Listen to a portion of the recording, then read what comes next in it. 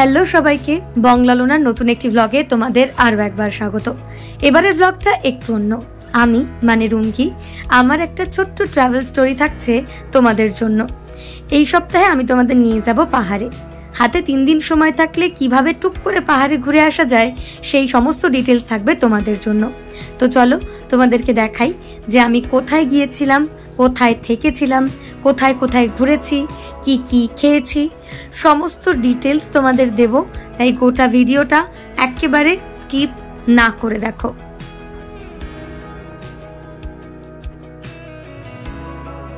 Hello and welcome you all to our channel বংলালোনা। আমি রুমকি, আর আমার সঙ্গে নেই সঞ্জনা। কিন্তু সঞ্জনা নেই, তার কারণ হচ্ছে যে এই ট্রিপটা আমার এরকম হয় যে অনেক সময় আমরা একসঙ্গে ঘুরতে যেতে পারি না বিকজ অফ আওয়ার ওয়ার্ক।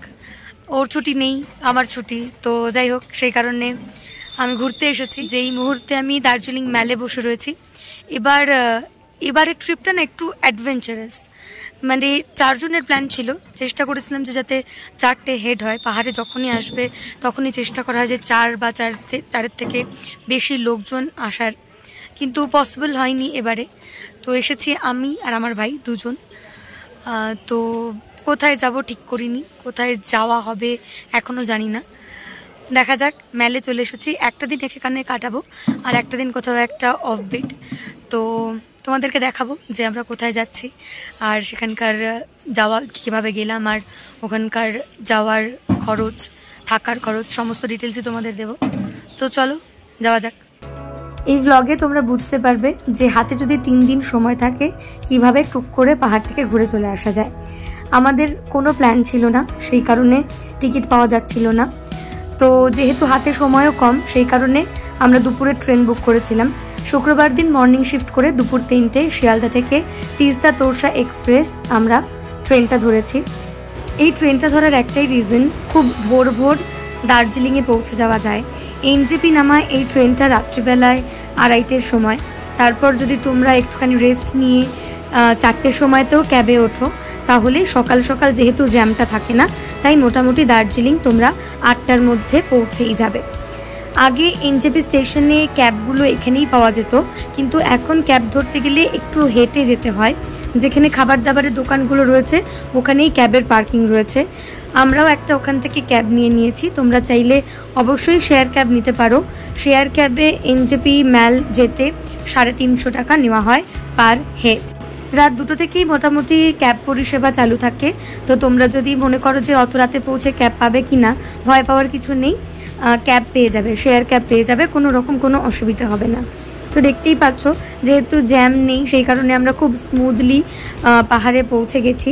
মাঝখানে একটা টি ব্রেক ছিল, সেই টি ব্রেকটা নেওয়ার পর আমরা আবারও আমাদের গন্তব্যের উদ্দেশ্যে রওনা দিলাম।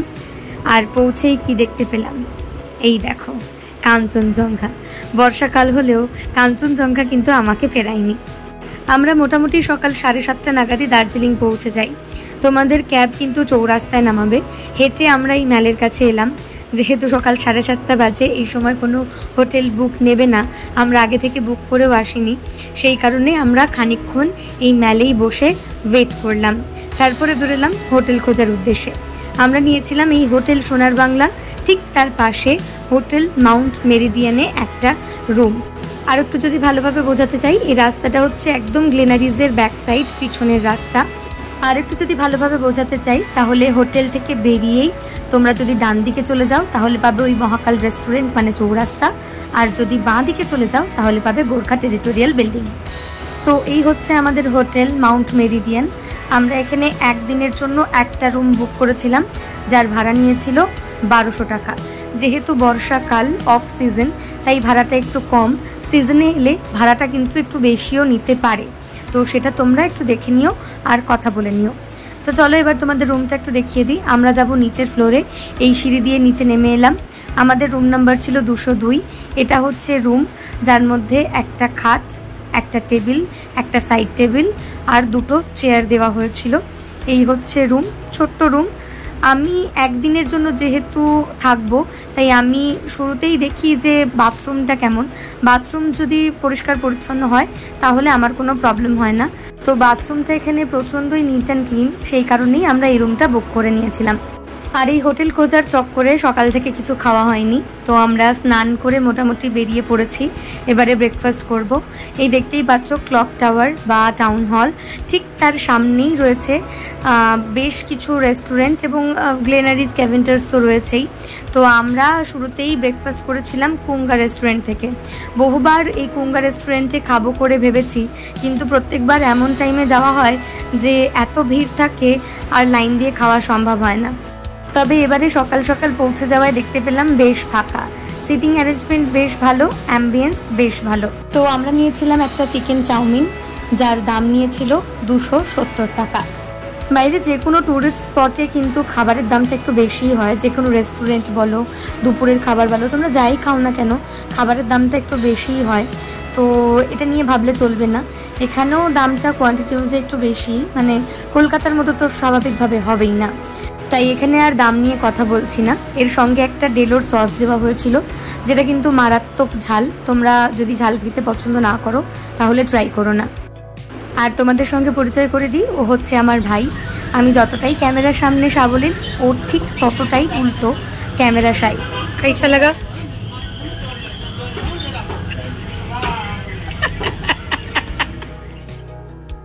তো ব্রেকফাস্টের পর আমরা চলে গিয়েছিলাম মহাকাল টেম্পল। আমি এর আগে যতবারই মহাকাল টেম্পল গেছি প্রচণ্ড কম সময়ের জন্য গিয়েছি, আর যতবারই গিয়েছি ততবারই একটা অদ্ভুত শান্তি অনুভব হয়েছে।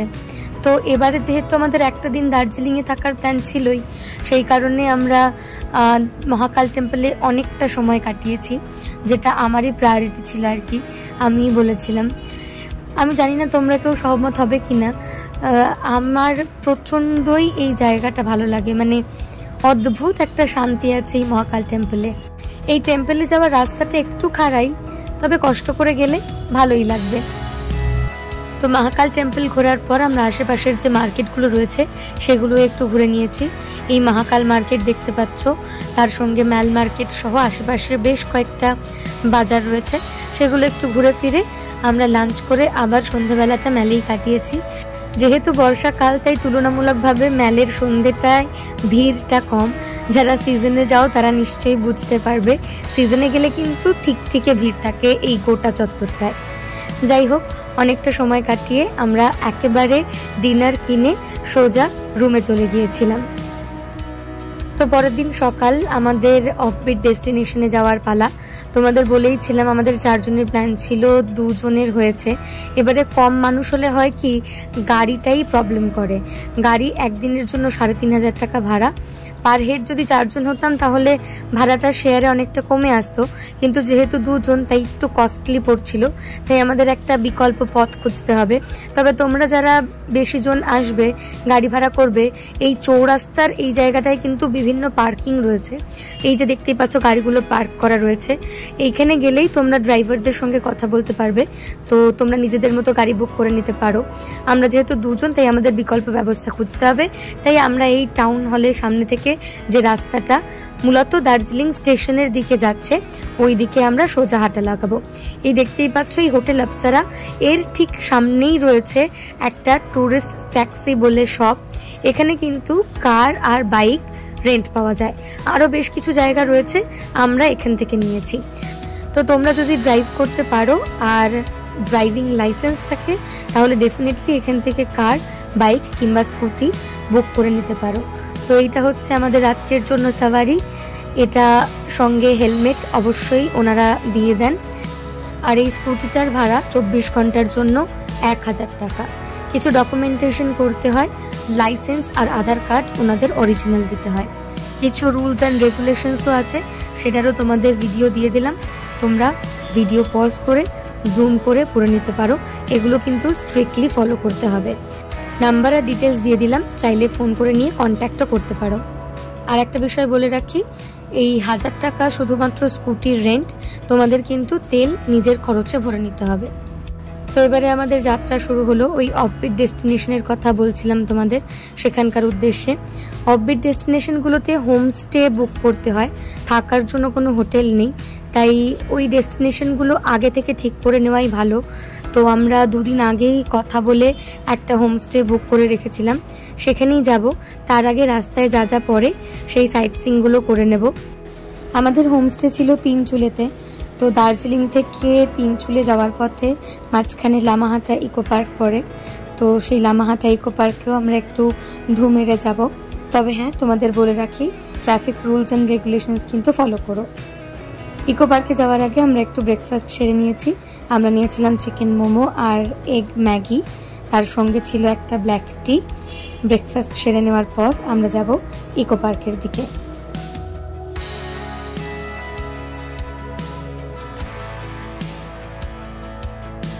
তো এখন আমরা রয়েছি লামাহাটা ইকো পার্কে। আর ইকো পার্কের ওপরে একটা লেক আছে, যেটাকে বলা হয় পবিত্র লেক। তো ইকো পার্কে 20 টাকা এন্ট্রি ফি, তারপর একটা ছোট্ট ট্রেক, সেই ট্রেক করে ওপরে লেক আছে। তো সেই লেকটার উদ্দেশ্যে আমরা রওনা দিয়েছি। ছোট্ট ট্রেক, কিন্তু অনেকটাই রাস্তা। তো একটু বয়স্ক যদি কেউ থাকে, বাচ্চা যদি কেউ থাকে, তাহলে সেক্ষেত্রে একটু প্রবলেম হতে পারে, তাই বুঝে ওপরে ওঠাই ভালো। ইয়াং জেনারেশন যদি এন্ট্রি থাকে, ডেফিনেটলি এই ট্রেকটা ভালো লাগবে।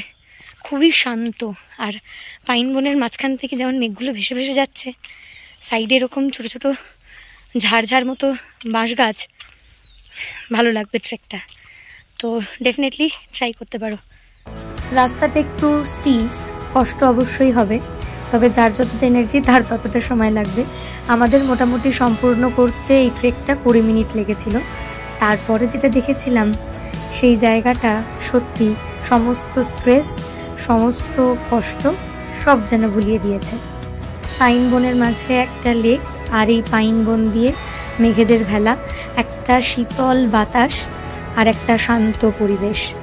জীবনের যত স্ট্রেস সব যেন এখানে গিয়ে এক নিমেষে ভুলে যাওয়া যায়। ওরকম একটা শান্ত পরিবেশে কিছুক্ষণ কাটিয়ে তারপরে আমরা চলে গেলাম আমাদের হোমস্টের উদ্দেশ্যে, যেটা রয়েছে তিনচুলের গুম্বাদারা ভিউ পয়েন্টের একদম কাছে। রাস্তাটা একটু বুঝিয়ে দিই তোমাদের। এই রাস্তা ধরে আমরা এসছি, এটা হচ্ছে গুম্বাদারা ভিউ পয়েন্ট। এই রাস্তাটা দিয়েই খানিকটা এগিয়ে গেলে ঠিক বাঁ হাতে, যে দেখতেই পাচ্ছ বাঁ হাতে যে রাস্তাটা যাচ্ছে, সেই রাস্তাটা ধরেই তোমাদের মিনিট 5 হাঁটলে পৌঁছে যাবে এই হোমস্টেতে, যার নাম গ্রিন ইয়ার্ড হোমস্টে। এই হোমস্টেতে কিন্তু পার ডে পার হেড ভাড়া 1500 টাকা। যেহেতু আমরা অফ সিজনে গিয়েছিলাম, তাই একটু কথা বলে ম্যানেজ করে আমরা 1200-তে এটা পেয়েছিলাম। তোমাদের রুমটা একটু দেখিয়ে দিই। ওপরের ফ্লোরে একটা রুম, নিচের ফ্লোরে একটা রুম রয়েছে, আর এই প্রত্যেকটা ফ্লোরেই কিন্তু একসঙ্গে 5 থেকে 6 জনের থাকার মতো অ্যাকোমোডেশন রয়েছে। দেখতেই পাচ্ছ অনেক বড় রুম, বড় বড় 2টো বেড আর একটা সিঙ্গেল বেড রয়েছে। তার সঙ্গে যে জানলাগুলো রয়েছে সেগুলো কিন্তু বেশ বড় বড়, খুলে দিলে প্রচণ্ড ঠান্ডা হাওয়া আসে, এমনকি মেঘও ঢুকে যায় এই বর্ষার মধ্যে। আর তার সঙ্গে অবশ্যই ব্ল্যাঙ্কেট দিয়ে দেওয়া রয়েছে, আর রয়েছে এই একটা আয়না। এবারে তোমাদের বাথরুমটা একটু দেখিয়ে দিই। বাথরুমটাও কিন্তু বেশ সুন্দর, পরিষ্কার পরিচ্ছন্ন, খুব নিট অ্যান্ড ক্লিন। গিজার রয়েছে, কিন্তু গিজারটা বাথরুমের মধ্যে নেই, একটু বাইরের দিকে রয়েছে। ব্যালকনি দিয়ে হেঁটে গেলে গিজারটাও পেয়ে যাবে। সব থেকে বেস্ট এখানকার যেটা, সেটা হচ্ছে এই ব্যালকনিটা দিয়ে বাইরে তাকালেই চারিদিকে শুধু সবুজ। আর যেহেতু আমরা বর্ষাকালে গিয়েছিলাম, তাই ওই যে মেঘ উড়ে উড়ে ঘরের মধ্যে ঢুকে পড়ছিল, ভীষণই সুন্দর। হোমস্টেতে কিন্তু ফুডিং আর লজিং একসঙ্গে হয়, ওনারা 4 বেলার খাবার দেন। তো আমরা যেহেতু লেটে পৌঁছেছি, তাই লাঞ্চ থেকে শুরু করলাম, বেশিরভাগ তাই হয়। লাঞ্চে দেওয়া হয়েছিল ঝুরঝুরে আলু ভাজা, স্যালাড, ডাল, তার সঙ্গে ভাত, শাক ভাজা, স্কোয়াশের তরকারি আর এগ কারি। খাবার কিন্তু ভীষণই টেস্টি ছিল। তো লাঞ্চের পর আমরা বেরিয়ে পড়েছিলাম একটুখানি ঘুরবো বলে। তিনচুলেতেও একটা ছোট ট্রেক আছে, এই সেই রাস্তা, সেই ট্রেক করেই আমরা এই ওপরে উঠেছি। আবারও বলবো, উঠতে একটু কষ্ট হলেও ওপরে গেলে কিন্তু সব কষ্ট ভুলে যাবে। মনে হচ্ছিল যেন স্বর্গে আছি। তো অনেকক্ষণ এভাবে ঘোরাফেরা করার পর যেহেতু সন্ধে হয়ে আসছিল, তাই আমরা চলে গেলাম আবার রুমে। আমরা যখন গিয়েছিলাম তখন পূর্ণিমা ছিল, তাই আকাশে ফুল মুন, মাঝে মধ্যে মেঘ এসে ঢেকে দিচ্ছিল এই চাঁদটাকে। আমি জানি না পাহাড়ের এই সন্ধেটা কোনোদিনও যেন ভোলার মতো নয়। বলতে বলতে তোমাদের বলে দিই, আমাদের ইভিনিং স্ন্যাক্সে দেওয়া হয়েছিল চিকেন পকোড়া আর ব্ল্যাক টি। তোমরা চাইলে মোমো আর মিল্ক টিও নিতে পারো, অপশনাল। রাতের ডিনারে ছিল ডাল, আলু ভাজা, পাঁপড় ভাজা, তার সঙ্গে ছিল চিকেন, ভাত আর স্যালাড। ভাত কিংবা রুটি অপশন আছে, তো তোমরা চাইলে রুটিও নিতে পারো। তো সকালবেলাতেই ঘুম থেকে উঠে আমরা বেরিয়ে পড়েছিলাম খানিকটা হাঁটতে, তারপরে চা। যেহেতু আজকে আমাদের ফেরার পালা, ব্রেকফাস্ট করে আমরা বেরিয়ে যাব, সেই কারণে যতটুকু পাওয়া যায় ততটুকু ঘুরে নেওয়া। ব্রেকফাস্টে ছিল লুচি, ঘুগনি আর তার সঙ্গে ডিম সেদ্ধ। তোমরা চাইলে রুটিও নিতে পারো, অপশান আছে। ব্রেকফাস্ট করে আমরা বেরিয়ে পড়েছি এবার দার্জিলিংয়ের উদ্দেশ্যে। দার্জিলিং যেতে হচ্ছে তার কারণ বাইকটা যেহেতু রেন্টে নেওয়া, তাই বাইকটা ফেরত দিতে হবে। যদি তোমরা গাড়িতে আসো তাহলে এখান থেকে ডিরেক্ট তোমরা শিলিগুড়ি পৌঁছে যেতে পারো, কিন্তু আমাদের বাইক ফেরত দেওয়ার আছে, সেই কারণে আমাদের দার্জিলিং ফিরতেই হবে। তো যেহেতু আমাদের হাতে আরও কিছুটা সময় ছিল, সন্ধেবেলায় ট্রেন, তাই আমরা ম্যালে আরও বেশ খানিকটা সময় কাটিয়ে তারপরে শেয়ার ক্যাব ধরেছিলাম চৌরাস্তা থেকে। চৌরাস্তা থেকে যে ক্যাবগুলো যায় সেটা শিলিগুড়ি পর্যন্তই যায়, আর ভাড়া নেয় 250 টাকা। শিলিগুড়ি জাংশন থেকে এনজেপি যাওয়ার জন্য ম্যাজিক ভ্যান, টোটো পাওয়া যায়, তো সেখান থেকে তোমরা এনজেপি যাওয়ার জন্য টোটো কিংবা ম্যাজিক ভ্যান নিয়ে নিতে পারো। তো এই ছিল আমার ছোট্ট ট্রাভেল স্টোরি, কিছুটা ইনফরমেশন দেওয়া যাতে তোমাদের খানিকটা সুরাহা হয় বা সুবিধা হয়। শেষ পর্যায়ে যেটা বলি সেটা আরও একবার বলবো, তোমাদের যদি আমাদের ব্লগ ভালো লাগে তাহলে প্লিজ আমাদের চ্যানেলটাকে সাবস্ক্রাইব করবে, লাইক করবে, শেয়ার করবে, আর এরই পাশাপাশি ভিডিও একদম স্কিপ করে দেখবে না। এই সপ্তাহের মতো আসি, আগামী সপ্তাহে আবার ফিরে আসবো। টাটা।